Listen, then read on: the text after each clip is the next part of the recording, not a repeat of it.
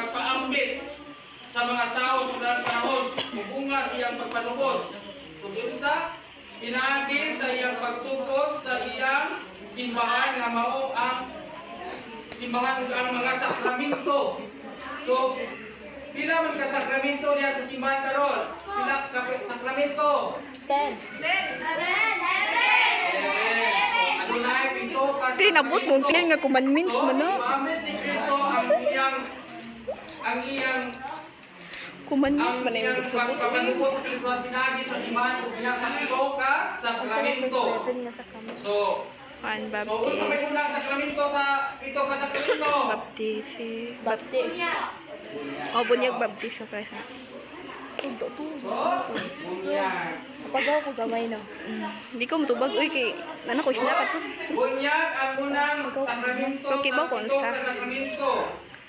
So, ang unang pangutanan no? Unsa ang simbahan? Ang simbahan mao ang katilimbang na nagtuo nga nagtawag sa tanan nga makamit kita sa Kristo kaayo ug pahigugma. So, ang simbahan kuno nakaambit sa Kristo kaayo ug pahigugma ni Kristo. Na naghim ang naghimo ang simbahan malampusong tanan sa tuong kahiusahan sa Dios. Mao ang kahiusahan sa tanan mga tao.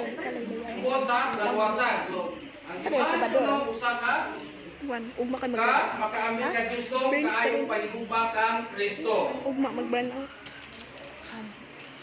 Masayo ta. Kinsa ba nagtukod sa simbahan? Jesus.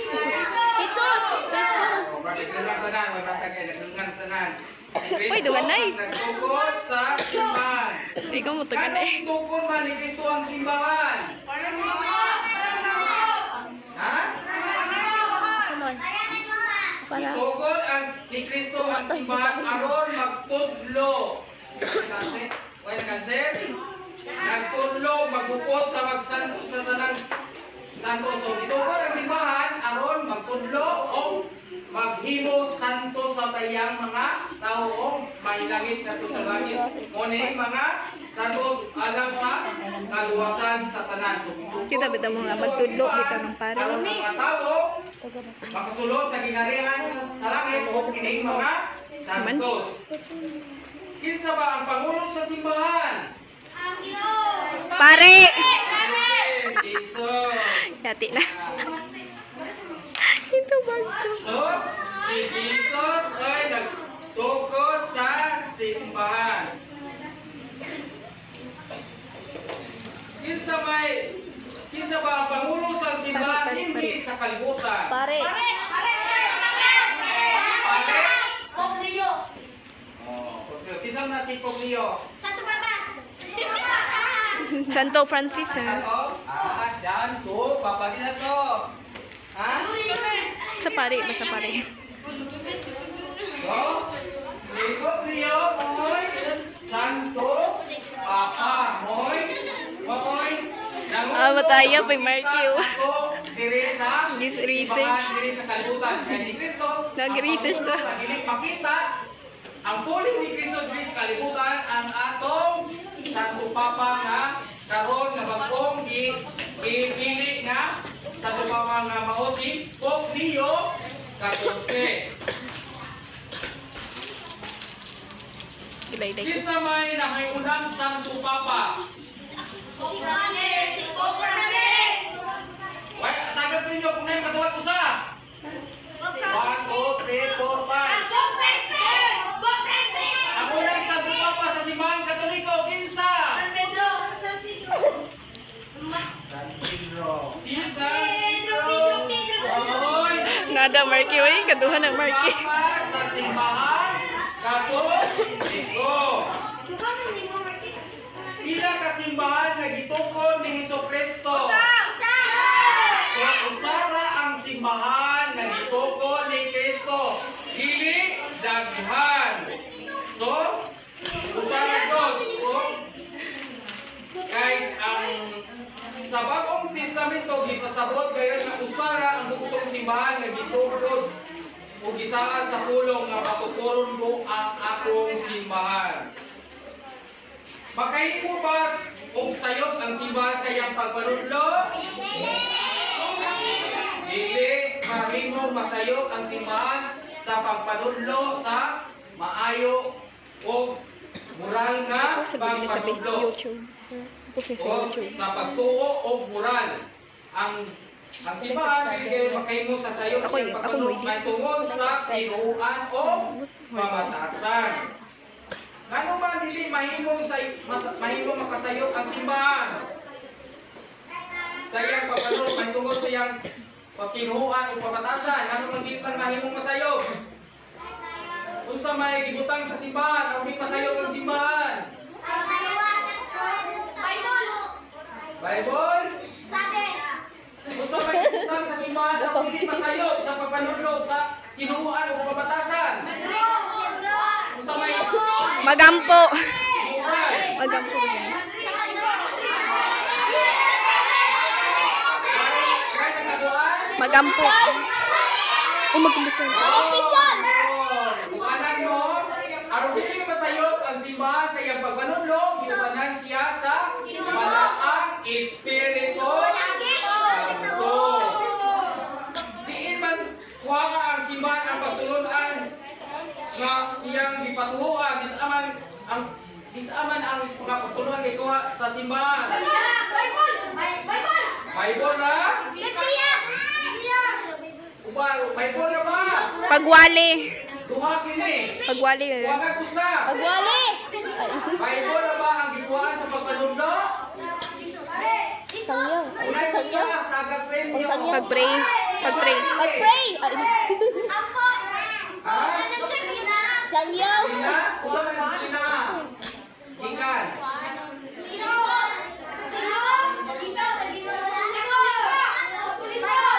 Away na kaskure.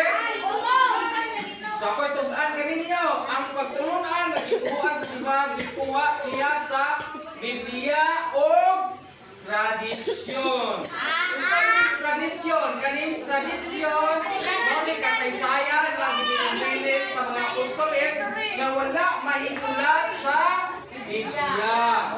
So, duha ang gikuhaan sa mga pagtulunan sa simbahan.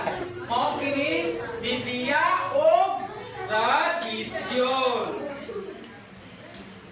So, makapadayon ba ang simbahan? Nakatugan sunod din. Isugo sa Ginoo nga paglakaw kamo sa tibuok kalibutan, ingon ang Ginoo, isang niya ang pulos sa Wala ka sa isang niya ang Hibernia. Tuibaw. ang pagtulunan sa Ginoo o ako mag-auban kaninyo hangtod sa katapusan sa kalibutan sa Matthew style. Sa Matthew 20. So, magkapadayon ang simbahan hangtod sa katapusan. So, mo na. Maila ba ka natuhain ang matuod nga simbahan? Asa may matuod nga simbahan? Asa may ilalan? Asa may ilahanan? Nato nga kining simbahan Katoliko may matuod nga simbahan. Cross. Cross. Simbolo. Oo, wala nakakorek. Ang matuod nga simbahan si Kristo miila nato nga gibutahan kini ilhanan. So, nakailanan nga mao kini simbahan nga tinuod ni Kristo adunay Imahe. ilhanan. Na image. So, mo kani nga adunay ilhanan nga simbahan o maila nga mao ni matuod nga simbahan. Unsa pila ka ilhanan ang matuod nga simbahan? So, ang unang ilhanan isa to, usa. Simbolo. Isa ang unang ilhanan. So, adunay upat ka ilhanan ang simbahan. Ang una siya usa. Sunod, kung may sunod ikaduha. Simbolo. Simbolo. Usa man sunod, usa man ilhanan ka tinuod ni simbahan. Usa. Cross. Cross. Dili. So sunod. So ang una, usa, ikaduha, santos. Muna ang simbahan Katoliko nga daghang mga santos sa mga Mary, San Pedro. So ikaduha, adunay balaan o santos. Usa ni ikatulo, dai ko nagatuloy kaniya.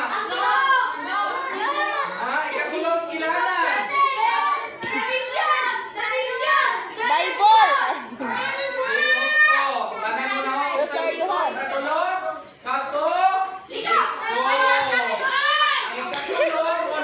Katoliko.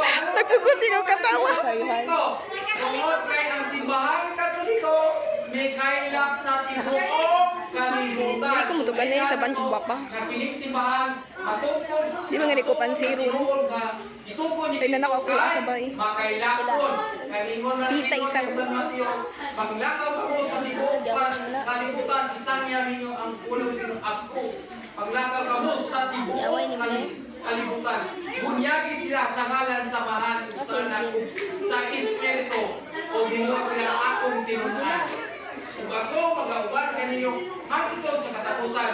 So gisugo sa Diyos na ang simbahan panglakaw sa tibuok kalibutan. Mga Katoliko kay matay yapon.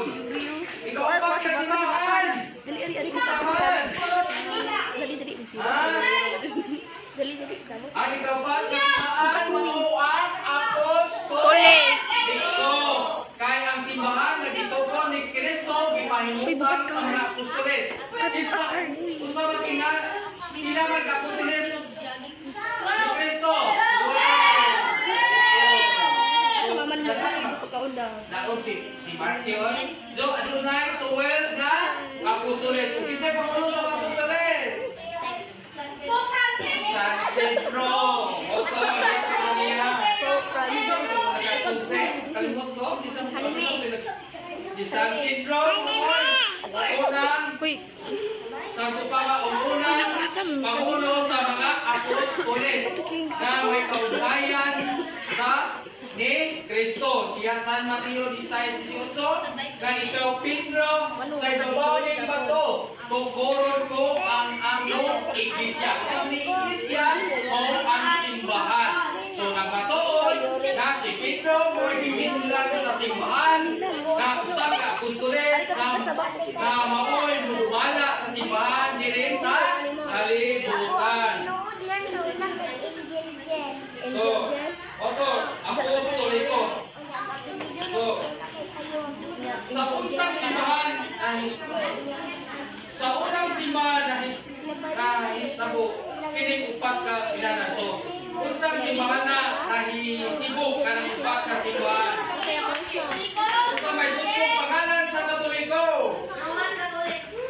Roman Katolik ba? So, in English, okay na, Roman Katolik. So, sagot, kapon. Ang simbahan Katoliko nahisibok sa upat ka ilanan. Ang simbahan Katoliko na Romano Katoliko na Dipuluan si San Pedro. So, karon, ano ka sa mga santos? Uy, Joanna. Sa mga santos.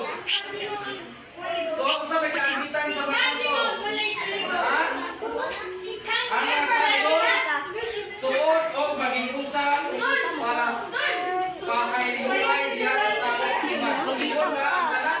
Adunay atlas. Adunay atyan ang pag-ampo sa kaywan. So, ang mga santos, no? Okay, mga abdiyan nato. Na ang mga santos, mga magdala sa atong pag-ampo ato ni Kristo. Kinsa ba ang santos sa santos na simbahan? Ha? Ang mga sakot sa simbahan sa santos, una, ang mga Kristohanong buhi. Militar, ang mga kalag sa purgatorio sa tereng, o ang mga santos sa langit. O kining church militar o sa tereng o akatong sa langit o akatong mga santos. ano pika saging? So, Aloon.